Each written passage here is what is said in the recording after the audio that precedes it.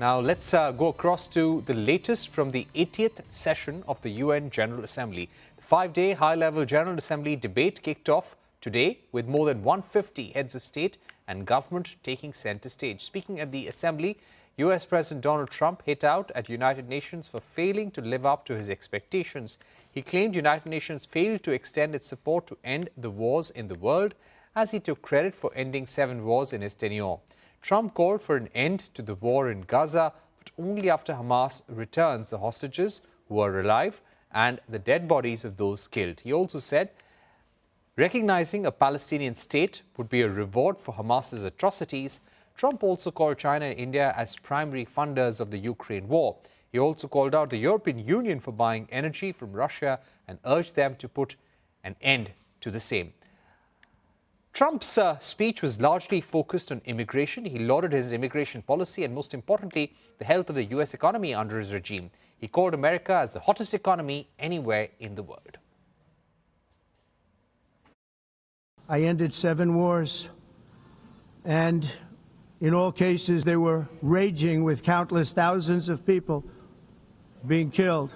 No president or prime minister, and for that matter, no other country has ever done anything close to that. And I did it in just 7 months. It's never happened before.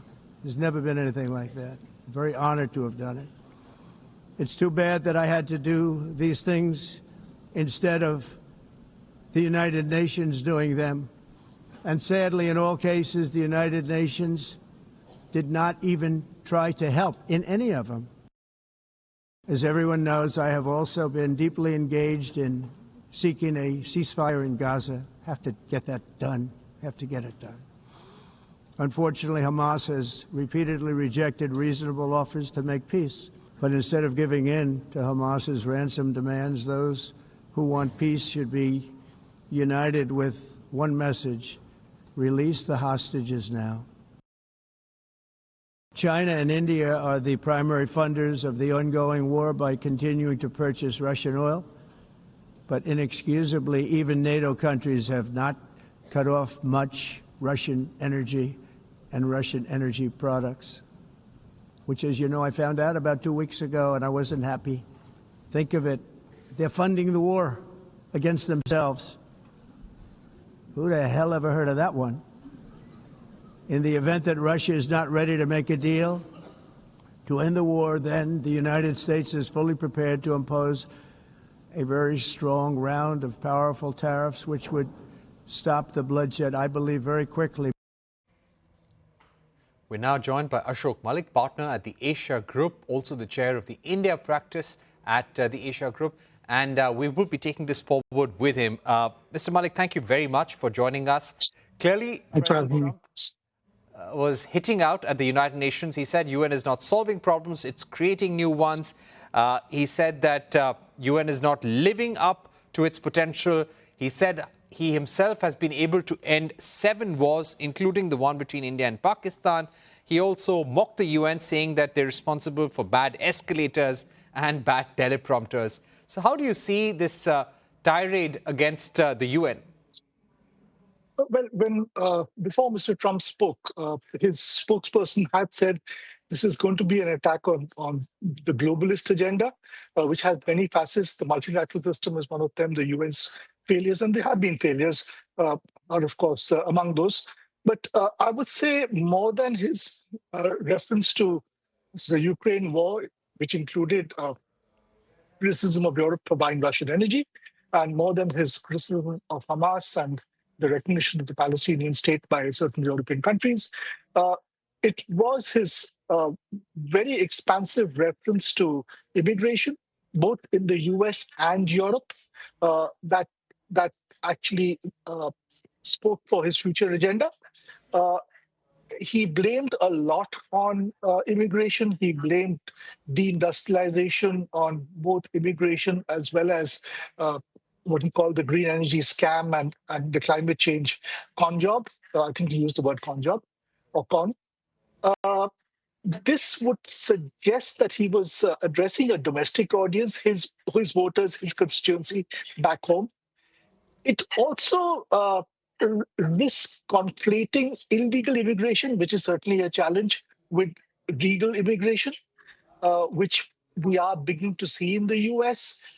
And I expect what has started with a, a curtailment of H-1B, of the H-1B visa will now extend to other forms of immigration, other visa categories. And there is a crackdown coming on immigration in the US. I suspect not just illegal immigration, but also legal immigration.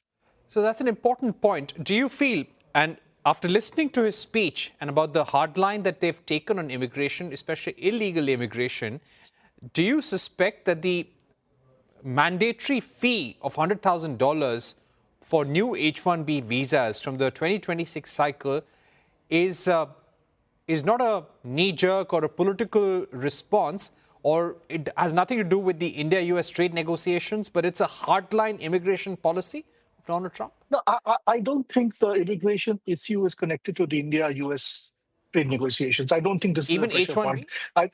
I think even H-1B. Immigration was always a hot button issue in the US. In the 2024 election campaign, Mr. Trump campaigned on it. He won votes on it. In fact, he was talking about immigration in his first term as well. We have to be fair to him.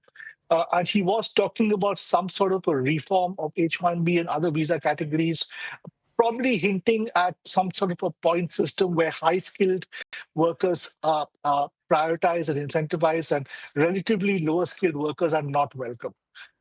He's talking about illegal immigration, of course, but also legal immigration here. And we are moving towards some sort of a point system where the lottery, the H-1B lottery, will be a game towards high-skilled migrants. High-skilled migrants will probably have to pay lower fees, I'm guessing. We are headed for smaller number of migrants being allowed into the US, but a higher quality. Will this cut down overall numbers? Of course it will.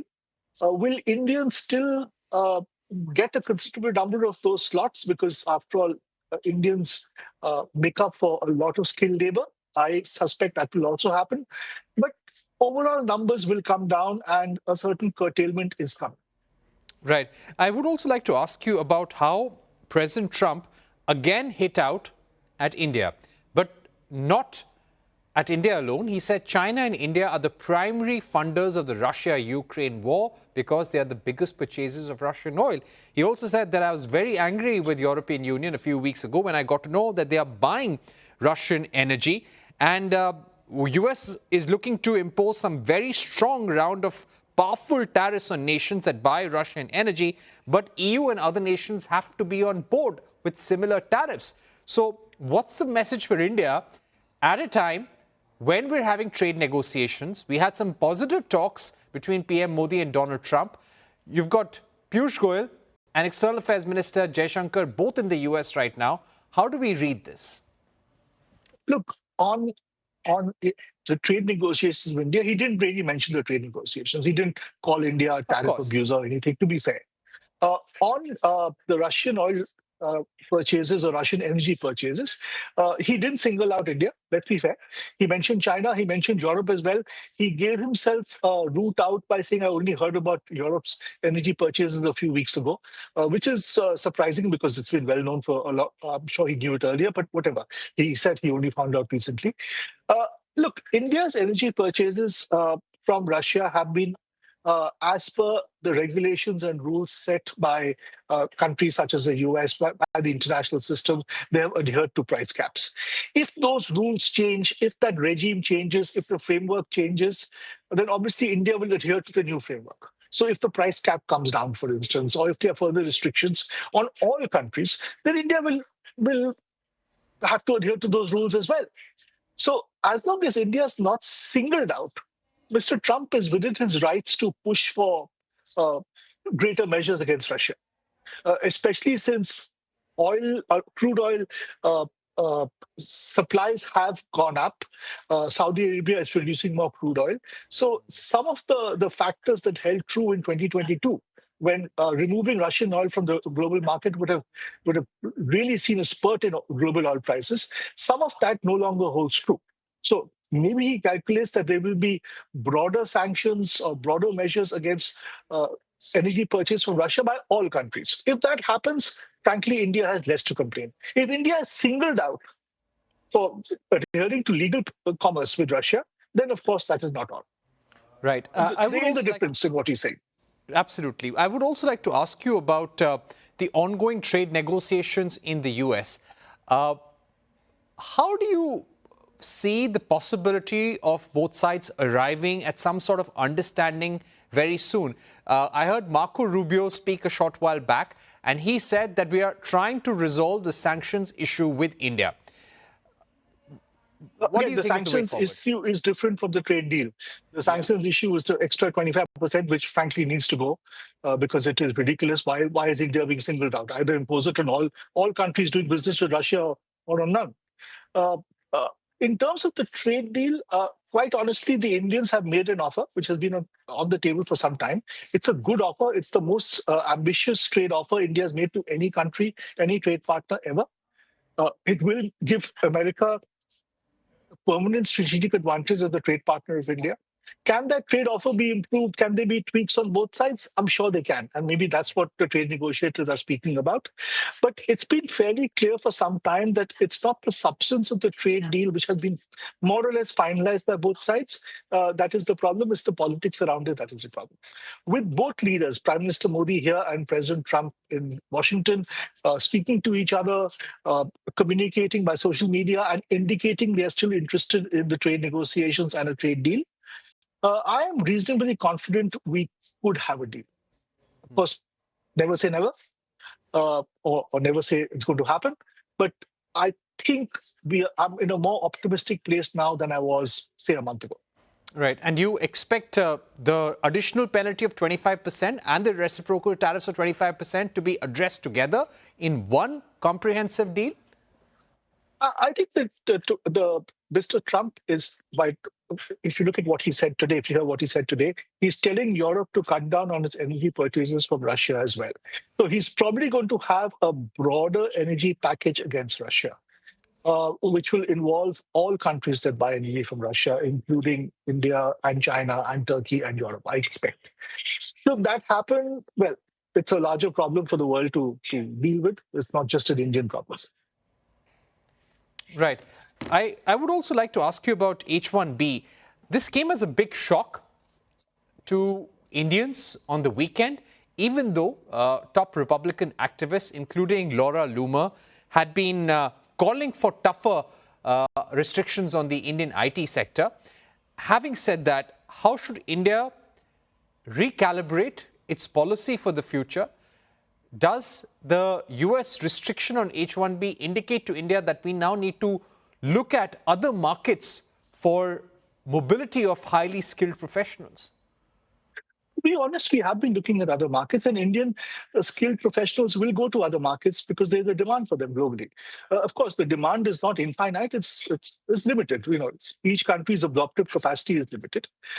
I'm not sure the system here was surprised by what happened on H-1B. Of course, the $100,000 fee was a big surprise, was huge. I think weekend panic also, sir.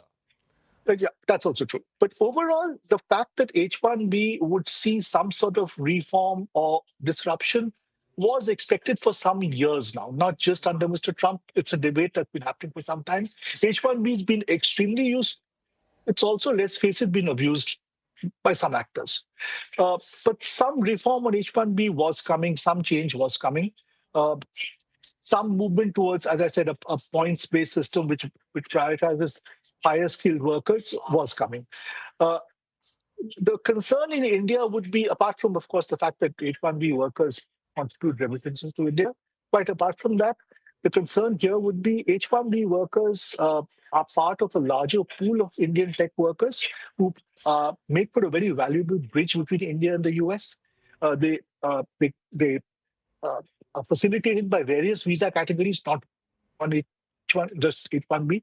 They are important for competitiveness of US companies, for innovation in India and the US as an innovation bridge, and quite honestly, for technology and innovations across the world, including in the democratic world, which India and the US are partners in.